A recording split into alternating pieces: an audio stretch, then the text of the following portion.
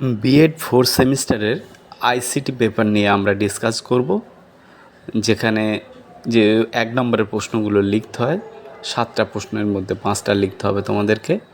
সেই 2022 সালের প্রশ্ন নিয়ে আমরা আলোচনা করব। প্রথম প্রশ্ন 2022 সালে এসেছিল, তথ্য ও যোগাযোগ প্রযুক্তির যে কোনো দুটি ব্যবহার লিখুন। উত্তর কী হবে? আইসিটির দুটি ব্যবহার।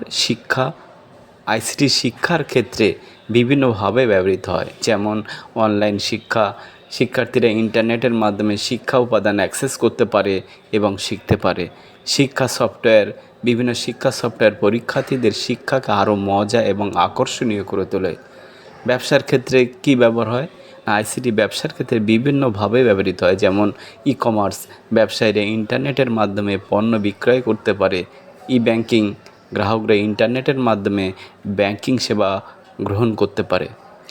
সেকেন্ড প্রশ্নটা ছিল, বিদ্যালয় শিক্ষায় এমএস অ্যাক্সেস ব্যবহারের যে কোনো দুটি নির্দিষ্ট উদাহরণ দিন। তাহলে এমএস অ্যাক্সেসের ব্যবহার শিক্ষাক্ষেত্রে দুটি উদাহরণ কী হবে? না, শিক্ষার্থীদের তথ্য সংরক্ষণ, বিস্তারিত তথ্য যেমন শিক্ষার্থীদের নাম, রোল নম্বর, জন্ম তারিখ, ঠিকানা, অভিভাবকদের যোগাযোগের তথ্য, শ্রেণী, বিভাগ ইত্যাদি সব তথ্য একটি এমএস অ্যাক্সেস ডেটাবেসে সংরক্ষণ করা যায়। সেকেন্ড হলো পরীক্ষার ফলাফল ব্যবস্থাপনা। ফলাফল সংরক্ষণ, শিক্ষার্থীদের পরীক্ষার প্রাপ্ত নম্বর, গ্রেড, পরীক্ষার তারিখ ইত্যাদি সব তথ্য সংরক্ষণ করে রাখা যায়। এই হলো এমএস অ্যাক্সেসের ব্যবহার শিক্ষাক্ষেত্রে। আরও অনেক ব্যবহার আছে, তার দুটো ব্যবহার এখানে বলা হলো। এরপর আসতে মোবাইল লার্নিংটা কী জিনিস, অর্থাৎ what is mobile learning? Mobile learning হলো শিক্ষার এক নতুন পদ্ধতি যা মোবাইল ডিভাইস যেমন স্মার্টফোন, ট্যাবলেট ইত্যাদি ব্যবহার করে চালিত হয়। এই পদ্ধতিতে শিক্ষার্থীরা যে কোনো সময়, যে কোনো স্থানে শিক্ষা উপাদান অ্যাক্সেস করতে পারে এবং শিখতে পারে। উদাহরণ কিন্তু এডুকেশনাল অ্যাপ বিভিন্ন বিষয়ের শিক্ষা উপাদান উপস্থাপন করে। তার 4 নম্বর প্রশ্ন এসেছিল 2022 সালের বিএড 2022-24 ব্যাচে, what do you mean by message currency? অর্থাৎ মেসেজ কারেন্সি বলতে কি বোঝেন? মেসেজ কারেন্সি হলো একটি ধারণা যা বোঝায় যে কিছু মেসেজ বা তথ্যগুলি এতটাই মূল্যবান বা প্রভাবশালী যে তার একটি নির্দিষ্ট সমাজে বা সংস্কৃতিতে একটি কারেন্সি হিসাবে কাজ করে। এটি মানে হলো যে এই ধরনের মেসেজগুলির মানুষের মধ্যে প্রভাব ফেলতে পারে, সম্পর্ক গড়তে পারে বা এমনকি সামাজিক পরিবর্তন আনতে পারে। উদাহরণ, সামাজিক মিডিয়া ভাইরাল ভিডিও। একটি ভিডিও যা সামাজিক মিডিয়ায় ভাইরাল হয়ে যায় এবং অনেক মানুষের মধ্যে প্রচারিত হয়, তা একটি মেসেজ কারেন্সি হতে পারে। এটি মানুষের মধ্যে আলোচনা, ভাবনা এবং প্রতিক্রিয়া জাগাতে পারে।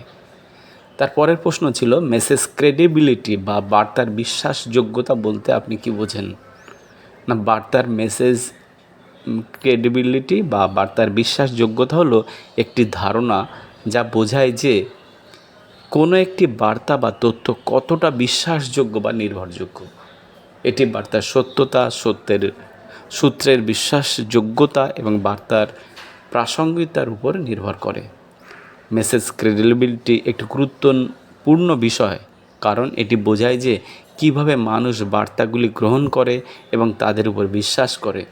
একটি বিশ্বাসযোগ্য বার্তা মানুষের মধ্যে প্রভাব ফেলতে পারে, তাদের মতামত পরিবর্তন করতে পারে এবং তাদের কর্মকে প্রভাবিত করতে পারে।